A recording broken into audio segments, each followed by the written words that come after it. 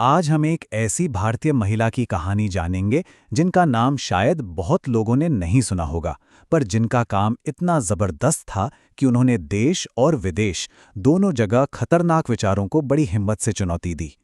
जरा सोचिए, साल है 1927 और बॉम्बे के बंदरगाह पर एक जहाज खड़ा है। उस जहाज पर एक 22 साल की महिला सफेद साड़ी और गोल चश्मे पहने जर्मनी के लिए रवाना हो रही हैं। ये कोई मामूली बात नहीं थी।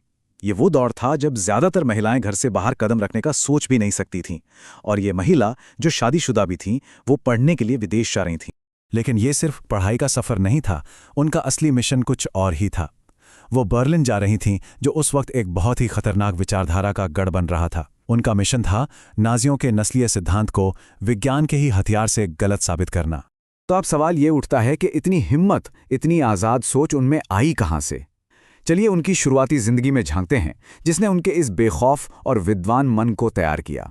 तो देखिए, उनका जन्म 1905 में बर्मा में हुआ और नाम रखा गया वहां की मशहूर इरावदी नदी के नाम पर। सिर्फ 7 साल की थीं जब उन्हें पढ़ने के लिए पुणे के एक बोर्डिंग स्कूल भेज दिया गया। यहीं उनकी जिंदगी में प्रगतिशील परांजपे परिवार आया, जिन्होंने उन्हें अपनी बेटी की तरह पाला और उनकी पढ़ने लिखने की लगन को खूब बढ़ावा दिया। और फिर अपने पिता की मर्जी के खिलाफ जाकर उन्होंने 1926 में प्रोफेसर दिनकर कर्वे से प्रेम विवाह कर लिया। उनके पति दिनकर कर्वे का साथ भी उतना ही कमाल का था। वो खुद एक प्रोफेसर थे, पर मानते थे कि इरावती उनसे कहीं ज्यादा होशियार हैं। उन्होंने दोनों परिवारों के खिलाफ जाकर कर्ज लेकर अपनी पत्नी को पीएचडी करने के लिए जर्मनी भेजा। सोचिए, उस जमाने में ये कितनी बड़ी और कितनी मॉडर्न सोच रही होगी। तो कहानी वापस जर्मनी पहुंचती है। यहाँ इरावती सिर्फ अपनी पीएचडी नहीं कर रही थी, वो तो एक ऐसी वैचारिक लड़ाई लड़ने वाली थी जिसका असर शायद पूरी दुनिया पर पड़ सकता था। अब देखिए, उन्हें जिस खतरनाक आइडिया से लड़ना था उसका नाम था यूजेनिक्स। ये एक झूठा विज्ञान था जो ये कहता था कि कुछ नस्लें बेहतर होती हैं और कुछ कमतर, और हम इंसानी नस्ल को बेहतर बना सकते हैं अगर सिर्फ अच्छी नस्ल के लोगों को ही बच्चे पैदा करने दें। यही घटिया सोच हिटलर की नस्लीय स्वच्छता का आधार बनी, जिसकी वजह से लाखों लोगों को मार दिया गया। उनके सुपरवाइजर थे प्रोफेसर यूजीन फिशर, जो नाजी विचारधारा के एक बड़े समर्थक थे। उन्होंने इरावती को एक ऐसा रिसर्च टॉपिक दिया जो खुद ही नस्लवादी था। उनसे कहा गया कि वो वैज्ञानिक तौर पर यह साबित करें कि यूरोप के लोगों की खोपड़ी टेढ़ी मेढ़ी यानी असम्मित होती है, जो उनकी तेज बुद्धि का सबूत है, और बाकी दुनिया यानी गैर यूरोपियन लोगों की खोपड़ी सम्मित होती है, जो उनकी कम बुद्धि का संकेत है। मतलब एक भारतीय महिला से यह कहा जा रहा था कि वो साबित करे कि वो और उसके जैसे लोग कम हैं। लेकिन इरावती ने इसे एक चैलेंज की तरह लिया। उन्होंने 149 इंसानी खोपड़ियों पर काम शुरू किया। उन्होंने हर खोपड़ी को बहुत ही बारीकी से नापा और फिर एक असम्मति सूचकांक बनाया ताकि अलग अलग नस्लीय ग्रुप्स की तुलना की जा सके। महीनों की मेहनत के बाद इरावती जब अपने नतीजों पर पहुंची तो वो कुछ ऐसा था जो उनके प्रोफेसर की पूरी विचारधारा को ही जड़ से हिला देने वाला था। उन्होंने अपनी रिसर्च का टाइटल ही इतना दमदार रखा, the normal asymmetry of the human school, मतलब इंसानी खोपड़ी की सामान्य असमिति। उनका निष्कर्ष एकदम साफ था, खोपड़ी का थोड़ा बहुत टेढ़ा मेढ़ा होना एक नॉर्मल इंसानी बात है। इसका किसी की नस्ल या अकल से कोई लेना देना नहीं है। अब प्रोफेसर फिशर उनके डेटा को झुठला तो सकते नहीं थे। रिसर्च इतनी पक्की थी कि उन्हें पीएचडी की डिग्री देनी ही पड़ी।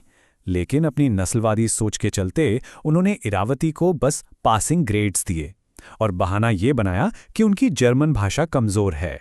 तो जर्मनी में झूठे विज्ञान को हराने के बाद इरावती भारत लौटी, लेकिन अब उन्होंने अपनी वैज्ञानिक नज़र अपने ही देश के समाज की परतों को समझने में लगा दी।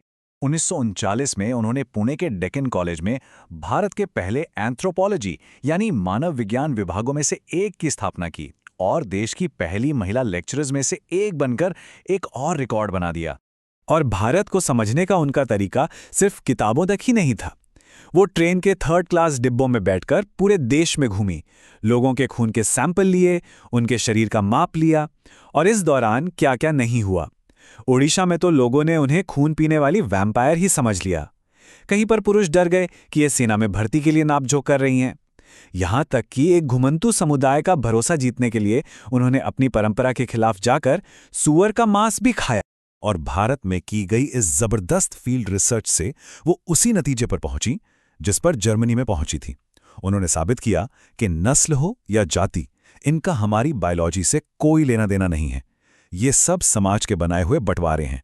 पर इरावती सिर्फ एक वैज्ञानिक नहीं थीं, वो एक निडर विचारक भी थीं जो समाज की सबसे पवित्र मानी जाने वाली कहानियों पर भी सवाल उठाने से नहीं डरती थीं। हम सब जानते हैं कि करोड़ों लोगों के लिए महाभारत एक पवित्र ग्रंथ है। इसके किरदारों को भगवान की तरह पूजा जाता है। लेकिन इरावती ने इसे एक अलग ही नजरिए से देखा। अपने किताब युगांत में उन्होंने द्रौपदी के बारे में लिखा कि 5 पति होने के बाद भी वो बिल्कुल अकेली थी और हमेशा तकलीफ में रही। उनके लिए महाभारत या रामायण भगवानों की कहानी नहीं, बल्कि हम जैसे आम इंसानों की कहानी थी। ऐसे इंसान जो गलतियां करते हैं, जिनमें कमियां होती हैं। उन्होंने इन महाकाव्यों के हीरो की भी आलोचना की और समाज के पितृसत्तात्मक नियमों पर भी खुलकर सवाल उठाए। तो आखिर में उनकी पूरी जिंदगी और उनका पूरा काम हमें एक बहुत ही गहरे और जरूरी संदेश की तरफ ले जाता है। जब उन्होंने हिटलर के जुल्मों के बारे में जाना तो अद्वैत के दर्शन, यानी सब एक हैं, इस पर उनका विश्वास हिल गया। वो हमेशा इस सवाल से जूझती रहीं कि दुनिया में इतनी बुराई कैसे हो सकती है। इन सब के बावजूद वो जिंदगी भर एक ऐसे भारत का सपना देखती रहीं जहां अलग-अलग संस्कृतियां और लोग एक साथ प्यार से रह सकें। उनका आखिरी संदेश बहुत सीधा साधा लेकिन बहुत गहरा था। हमें धर्म, जाति और नस्ल के इन बनावटी दायरों से ऊपर उठना होगा और सिर्फ इंसान बनना होगा। तो इरावती कर्वे की जिंदगी आज हम सबके लिए एक सवाल छोड़ जाती है। हम अपने आसपास समाज के दिए हुए उन लेबलों को कैसे चुनौती दें जो हमें एक दूसरे से बांटते हैं? और ये सवाल आज भी उतना ही जरूरी है जितना उनके जमाने में था।